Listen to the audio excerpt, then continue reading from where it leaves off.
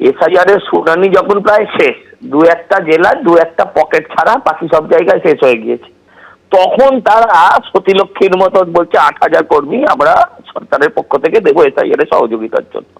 এটা যদি প্রথমে দিতেন তাহলে এই ঘটনা, আজকে এই সমস্যা, মানুষকে লাইনে দাঁড় করানো, হিয়ারিং এর যাবতীয় প্রবলেম, এগুলো কোনোটাই আসছে না।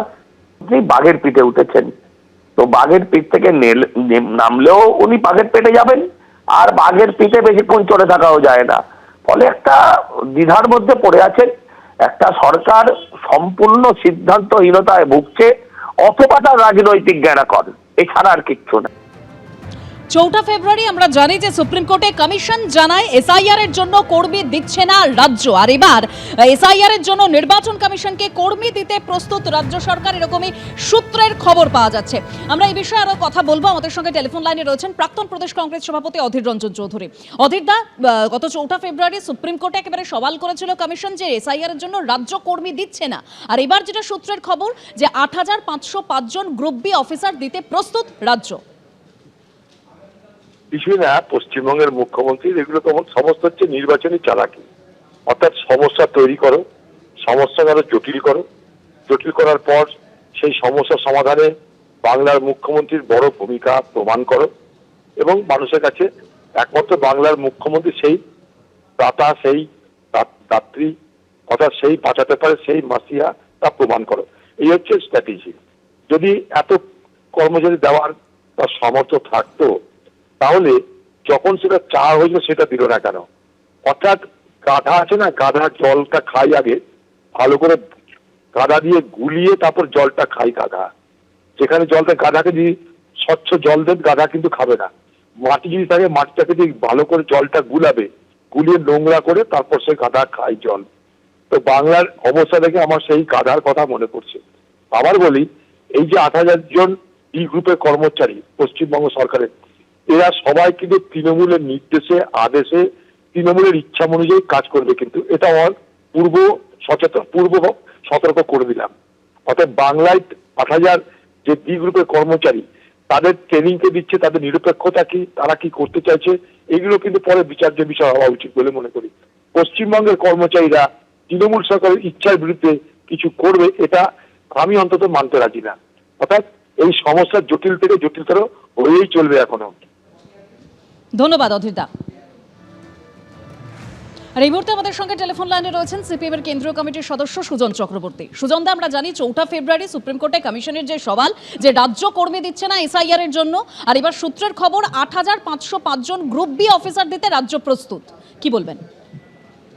তাহলে একটা ঝুলির বেড়ালটা বেরিয়ে পড়লো, ঠিক এই কথাটাই তো আমরা বলছিলাম যে একেবারে অপদার্থ, অযোগ্য নির্বাচন কমিশন স্ট্যান্ডার্ড অপারেটিং প্রসিডিওরের বাইরে রোজ হোয়াটসঅ্যাপে একটা করে মেসেজ দিয়েছে, চেয়েছে যাতে নির্ভুল ভোটার তালিকার পরিবর্তে ভোটার তালিকা নিয়ে হাজার রকমের প্রশ্ন ওঠে, মানুষকে বিভ্রান্ত করা যায়, হেনস্থা করা যায়। চূড়ান্ত হেনস্থা করেছে নির্বাচন কমিশন। এবং তাতে একটা ঘটনা এটা ছিলই যে রাজ্য সরকার প্রয়োজন মতন কর্মী দেয়নি, অফিসার দেয়নি, বারবার বলা সত্ত্বেও দেয়নি। এতদিন রাজ্য সরকার না দিয়ে মানুষের হেনস্থাটাকে বাড়িয়েছে। মানুষের হেনস্থার দায় যেমন নির্বাচন কমিশনের, তেমন রাজ্য সরকারের। রাজ্য সরকার তার অফিসার দেয়নি, এখন দেবে কোর্ট বলার পর। শুনানি শেষ, একাধিন বাড়লে বাড়তে পারে, এখন দেবে।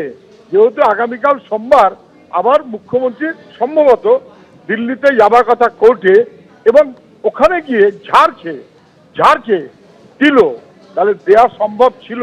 8,000 গ্রুপ বি অফিসার দেয়নি, ইচ্ছা করে দেয়নি, যাতে মানুষের হেনস্থা হয়। পরিষ্কার দিল্লির বিজেপি এবং রাজ্যের তৃণমূল দিয়ে মিলিয়ে মানুষকে উত্ত্যক্ত করেছে, বিরক্ত করেছে, ভয় দেখিয়েছে, হেনস্থা করেছে। এর জবাব কিন্তু মানুষ দেবে, আপনি অপেক্ষায় থাকুন। ধন্যবাদ সুজন দা। অর্থাৎ বিরোধীরা কটাক্ষ করে বলছেন যে কোর্ট বলার পর কেন রাজ্য কর্মী দিচ্ছে, আর সেখানে তৃণমূলের প্রতিক্রিয়া, অর্থাৎ অরূপ চক্রবর্তী তিনি বলছেন যে রাজ্যের সদর্থক পদক্ষেপ, কোর্ট বলেছে তাই কর্মী দিচ্ছে, অর্থাৎ কমিশন বলেছে তাই কর্মী দিচ্ছে। কমিশনের এই অসভ্যতামির জন্য গোটা বাংলার মানুষ পরিত্রাহী অবস্থার মধ্যে পড়েছিল। প্রতিদিন 1.5 লক্ষের মানুষের হিয়ারিং করার ক্ষমতা নেই, এরা শেষ 3 দিনে 66 লক্ষ মানুষের হিয়ারিং করতে ভেবেছিল। স্বাভাবিকভাবেই যারা একদিনে 1.5 লক্ষ হিয়ারিং করতে পারে না, তারা এক দিনে কি করে 22 লাখ 20 লাখ করে হিয়ারিং করবে? তাদের কাছে অতিরিক্ত কর্মী চেয়েছিল রাজ্য সরকার, অতিরিক্ত কর্মীর সংস্থান। স্বাভাবিকভাবেই রাজ্য এখন মাথায় রাখতে হবে মাধ্যমিক পরীক্ষা চলছে, উচ্চ মাধ্যমিক পরীক্ষা চলছে, আপনি স্কুল থেকে একলপ্তে সব টিচার তুলে নিতে পারবেন না। আসলে বিজেপি নির্বাচনে জেতার জন্য তাতে রাজ্যের শিক্ষা ব্যবস্থা গোল্লায় যাক, স্কুল এডুকেশন চুলোই যাক, সমস্ত রাজ্য সরকারি দপ্তর চুলোই যাক, ওদের নির্বাচনে জিততে হবে। বিজেপি চায় না, বিজেপি বারবার করে তাই 356 জারি করার কথা বলে। বিজেপি তাই এসআইআর এর জন্য নির্বাচন কমিশনকে কর্মী দিতে প্রস্তুত রাজ্য সরকার, এরকমই সূত্রের খবর পাওয়া যাচ্ছে। সূত্রের আরো যা খবর, 8505 জন গ্রুপ বি অফিসার দিতে প্রস্তুত রাজ্য। 4 ফেব্রুয়ারি সুপ্রিম কোর্টে কমিশন জানায় এসআইআর এর জন্য কর্মী দিচ্ছে না রাজ্য। আর এবার সূত্রের যা খবর, এসআইআর এর জন্য নির্বাচন কমিশনকে কর্মী দিতে প্রস্তুত রাজ্য। আর কি তথ্য রয়েছে আমরা জানবো আমাদের প্রতিনিধি রুমা পালের কাছ থেকে। রুমা, জানি রাখে যে 4 ফেব্রুয়ারি কমিশনের তরফ থেকে আদালতে জানানো হয়েছিল যে মাত্র 80 জন গ্রুপ বি অফিসার দিয়েছে রাজ্য সরকার, অর্থাৎ রাজ্য সরকার তারা অফিসার দিচ্ছেন না এসআইআর প্রক্রিয়ার জন্য। এখন জানা যাচ্ছে যে রাজ্য বা তার সংস্থাগুলোর 8505 জন গ্রুপ বি অফিসার তারা এসআইআর প্রক্রিয়ার জন্য দিতে প্রস্তুত। এবং যেহেতু যখন সুপ্রিম কোর্টে কালকেও মামলা রয়েছে এবং সেক্ষেত্রে এই এসআইআর বিষয়টা যখন একেবারে সুপ্রিম কোর্টে গড়িয়েছে এবং সেক্ষেত্রে মমতা বন্দ্যোপাধ্যায় নিজেই যখন এই এসআইআর প্রক্রিয়া নিয়ে একদম মামলা করেছেন আদালতে, সেক্ষেত্রে দেখা যাচ্ছে যে এই প্রক্রিয়ায় রাজ্য সরকার কিন্তু এখন 8505 গ্রুপ বি অফিসার দিতে প্রস্তুত এবং এসআইআর প্রক্রিয়ার ক্ষেত্রে একেবারে কিন্তু শুনানির শেষ লগ্নে এই বিষয়টা সামনে আসছে। অন্যদিকে জানি রাখি কিছুক্ষণ আগে যেটা বলছিলাম যে এসআইআর আরো 7 দিন বাড়ছে এমনটাই জানা যাচ্ছে। এবং সেক্ষেত্রে দেখা যাচ্ছে যেমন নির্বাচন কমিশন তাদের পার্মানেন্ট সার্টিফিকেটের ক্ষেত্রে তাদের অবস্থান আরো স্পষ্ট করছে, অন্যদিকে দেখা যাচ্ছে রাজ্য সরকারও কিন্তু 8505 জন গ্রুপ বি অফিসার দিতে প্রস্তুত। অর্থাৎ সেই শুনানির শেষ লগ্নে এসে নির্বাচন কমিশন এবং রাজ্য সরকার দেখা যাচ্ছে অনেকটাই তাদের অবস্থানে নমনীয় অবস্থান গ্রহণ করেছে। এবং সেক্ষেত্রে রাজ্য সরকার যে কর্মী দিচ্ছে না, বারবার যে নির্বাচন কমিশনের তরফ থেকে বলা হয়েছিল, সেটা কিন্তু অনেকটাই সুরাহা হবে এমনটাই মনে করা হচ্ছে। যেমন 8505 জন গ্রুপ বি অফিসার, দেখো জানি রাখি যে শুনানি যেমন 7 তারিখ থেকে বাড়িয়ে 14 ফেব্রুয়ারি করতে বলা হয়েছে সিও দপ্তর থেকে। এবং অবশ্যই সিও দপ্তর সূত্রে খবর যে ইসিআই এটা অবশ্যই কালকেই এটা নোটিফিকেশন হয়ে যাবে। অন্যদিকে দেখা যাচ্ছে যে ফাইনাল ভোটার লিস্ট কিন্তু 14 ফেব্রুয়ারি পরিবর্তে আরো 7 দিন সময় লাগতে পারে, সময় লাগবে। সেক্ষেত্রে দেখা যাচ্ছে আর শুনানির একদম শেষ লগ্নে এসে এসআইআর প্রক্রিয়া নিয়ে 8505 জন গ্রুপ বি অফিসার দিতে প্রস্তুত রাজ্য সরকার এবং কমিশনকে তারা দেবে। অন্যদিকে কিন্তু কমিশনও অনেকটা নমনীয় অবস্থান গ্রহণ করেছেন এবং তারাও কিন্তু ডোমিসাইল বা পার্মানেন্ট সার্টিফিকেট নিয়ে তাদের অবস্থান যে সেটা আরো স্পষ্ট করেছে।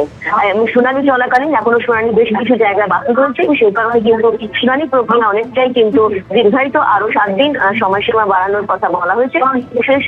সেই সময়সীমা বাড়বে এমনটাই জানা যাচ্ছে। ধন্যবাদ রুমা। এবিপি আনন্দ, এগিয়ে থাকে, এগিয়ে রাখে।